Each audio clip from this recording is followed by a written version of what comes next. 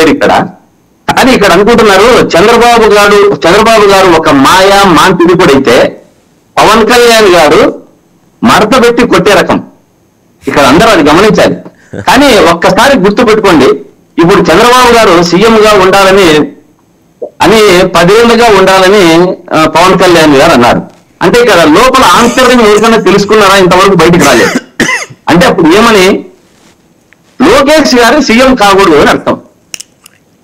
10 ఏళ్ళు చంద్రబాబు నాయుడు గారికి కావాలంటే ఇంకా లోకేష్ గారికి సీఎం అయ్యే అవకాశాలే కనపడటంలే.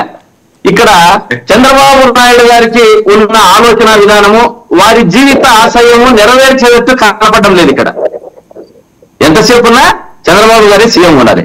సార్ చూస్తున్నాము దేశంలోనే ఇంతవరకు ఇప్పుడు చంద్రబాబు నాయుడు గారికి 74 ఏళ్ళు, అంటే 84 ఏళ్ల వరకు సీఎం గా కావాలనుకుంటున్నాడు.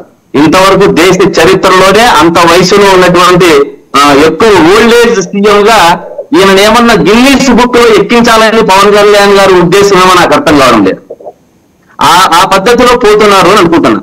ఇక్కడ లోకేష్ గారు ఏమో యువతకు ప్రాధాన్యత ఇవ్వాలి, ఆయన సీఎం కావాలని అనే స్థాయిలో ఆయన పోతున్నారు. ఇక్కడ పవన్ కళ్యాణ్ గారు చూస్తే అతనికి సీఎం అయ్యే అవకాశాలే లేకుండా చేసేటట్టు కనపడుతోంది. ఇది మనం చూస్తున్నాం. 1999 నుంచి కూడా చంద్రబాబు గారు 10 ఏళ్ళు సీఎం గా ఉండాలని ప్రయత్నం చేస్తున్నా, నేను ఉంటాను అని అంటున్నారు. కానీ ఇప్పుడు చంద్రబాబు గారు చెప్పకుండా పవన్ కళ్యాణ్ గారితో చెప్పిస్తున్నారు. అంటే ఇక్కడ ఏమని అర్థమవుతా ఉందంటే, ఈ నెరవేర్చని సూపర్ 6లు చంద్రబాబు గారు నెరవేర్చలేక, నెరవేరని సూపర్ 12 పవన్ కళ్యాణ్ గారితో చెప్పినట్టు.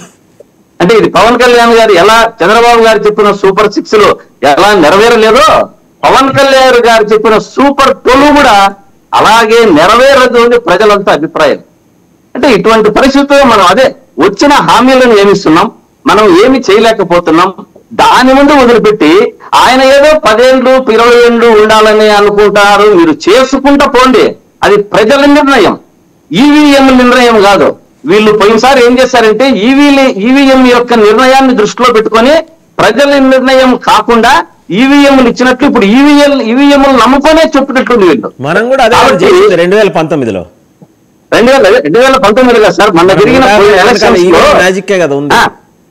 అదే ఆ పోయిన ఎలక్షన్స్ లో ఈవీఎంలు నమ్ముకొని ప్రభుత్వం లేకొచ్చారు. ఈవీఎంలు అవేవో తారుమారు చేశారు.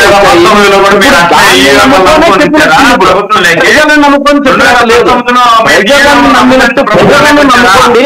10 ఏళ్ళు కాకుంటే 20 ఏళ్ళు వాళ్ళు ప్రతిపక్షాలు కానీ పాలకపక్షాలు కానీ అన్ని ఆస్వాదిస్తాయి, అన్ని చేస్తాయి. కానీ మీ యొక్క నిర్ణయాన్ని మీరుగా చెప్పద్దండి.